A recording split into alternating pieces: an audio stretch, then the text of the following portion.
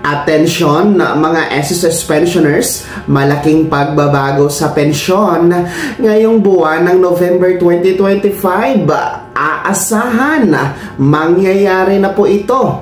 Pag-uusapan natin dito sa video.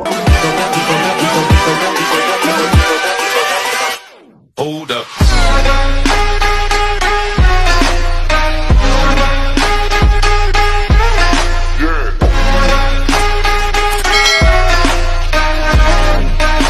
Hello mga ka-vlogs! Welcome dito sa aking YouTube channel. Magandang araw po sa lahat ng mga manonood. Saan po kayong dako sa mundo? Kumusta kayo mga ka-vlogs? Eto mga pensyonado na SSS, malaking pagbabago sa inyong pensyon ngayong November 2025 mangyayari. Aasahan nga ba ang pension increase? O yung second tranche, mamaya-maya pag-uusapan natin. Pero kung bago ka pa lang dito sa aking YouTube channel o di ka pa nakasubscribe, i-click nyo muna ang subscribe button na nasa baba. Huwag kalimutan na pindutin ang notification bell. Ilagay niyo po sa all para updated ka sa lahat ng mga videos na i-upload ko. So eto na nga po na makinig kayo mga pensyonado na SSS sapagkat paparating na ang November na buwan. Dahil ngayon, patapos na tayo dito sa buwan ng Oktubre. At alam nyo ba, magandang balita, may pagbabago na magaganap para sa inyong aasahan na pensyon ngayong buwan ng November 2025. Yes, magandang balita po ang ating aasahan na pagbabago ngayong buwan ng Nobyembre. Ano-ano nga ba ang mga ito? Meron na kaya ang second tranche at yung ating pension increase magpapatuloy nga ba? Well, una po sa lahat, good news para sa ating mga first batch, yung mayroong date of contingency o araw ng kapanganakan, araw ng pagkamatay, araw ng pagkasakit o araw ng pagkabalda mula 1st to 15th day of the month sapagkat ang inyong November pension ay magkakaroon po ng malaking pagbabago sa schedule. Yes! Sa schedule po may pagbabago sapagkat ang original crediting schedule which is November 1 ay natapat po yan sa araw ng Sabado. As you can see sa inyong kalendaryo, Sabado po yan. And aside from that, yan po ay regular holiday dahil nga po sa unang araw yan ng Undas 2025. Kaya doble weekend and holiday ang November 1. Ayon po sa isang SSS circular na kapag natapat sa weekend o di ka naman holiday ang isang original schedule ng releasing o crediting ng pensyon ni SSS, i-aatras ito sa pinaka-last working day ni SSS. At yan nga po ang araw ng Biyernes, aatras tayo October 31, 2025. So, advance ng isang araw, mas maaga ng isang araw ang inyong November pension. Malaking pagbabago po yan para sa inyo mga first batch. Pangalawa naman po para sa ating mga second batch, SSS pensioners, yung merong date of contingency o araw ng kapanganakan, araw ng pagkamatay, araw ng pagkasakit o araw ng pagkabalda mula 16th to last day of the month. Malaking pagbabago din po sa schedule ang magaganap sa inyong November pension crediting sapagkat ang inyong original schedule which is November 16 dapat ay natapat po sa araw ng linggo, no? Kung nakikita po ninyo sa inyong kalendaryo, linggo po ang November 16. Uulitin ko, kapag natapat sa weekend o holiday ang isang original crediting schedule ng pensyon ni SSS, ito'y i-aatras sa pinaka-last working day ni SSS. At eto na nga, no? Magiging November 14, araw ng Biyernes, ang pension crediting schedule for our second batch SSS pensioners. 2 araw po yan na mas maaga kaysa original date. 2 araw na advance mga ka-vlogs. Kaya malaking pagbabago din po talaga para sa ating schedule ng ating mga second batch. Instead of November 16, magiging November 14. Kaya kahit pa paano, SSS pensioners, no? Batch 1 and batch 2, no?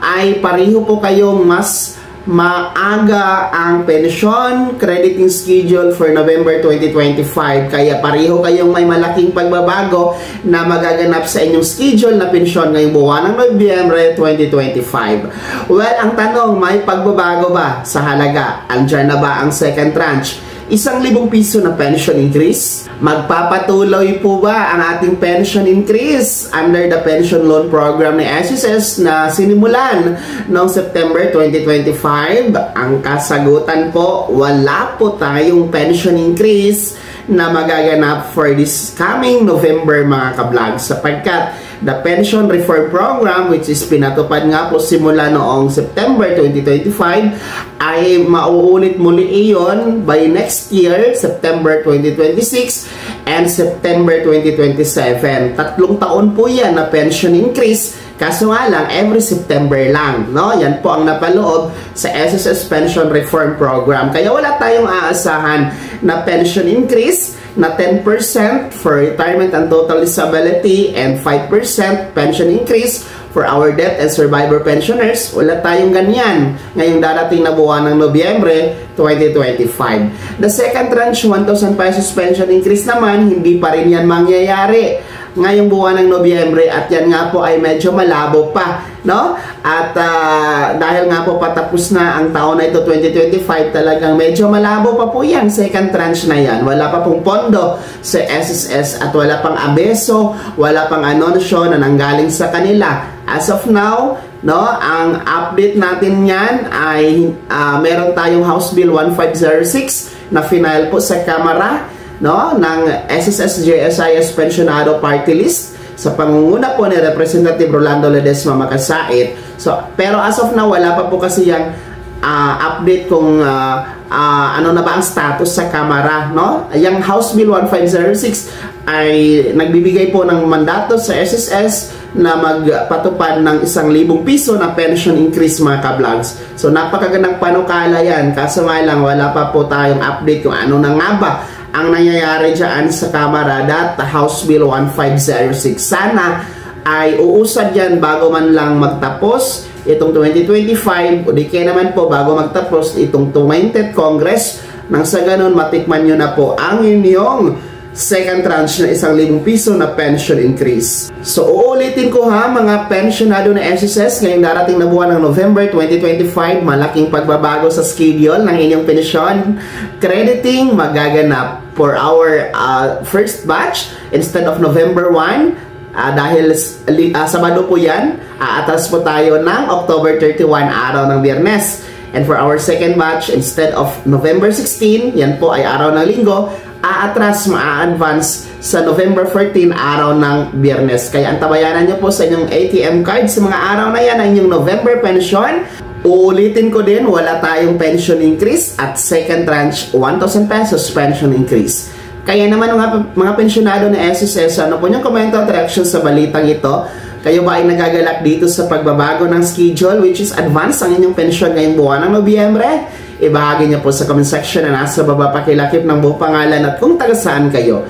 Bago ka magtapos sa video na to, kung gusto niyo po sumuporta sa aking YouTube channel, maaari niyo pong i-click ang ating super thanks button na nasa baba. Sa mga gusto maging miyembro, pwede i-click niyo lamang ating join button. Maraming perks dyan mga kablogs. Be my member now. Sana naging gabay ang video na to kahit papano na pag-uusapan natin ang mga mahahalagang bagay-bagay na may kinalaman sa pagiging miyembro, benepisyaryo at pensyonado sa SSS. Kung hindi ka pa nakasubscribe dito sa aking YouTube channel, maaari nyo na i-click ang ating subscribe button na nasa baba. Huwag kalimutan na pindutin ang notification bell, ilagay sa all para updated ka sa lahat ng mga videos na i-upload ko. Maaari nyo ding i-like ang video na to.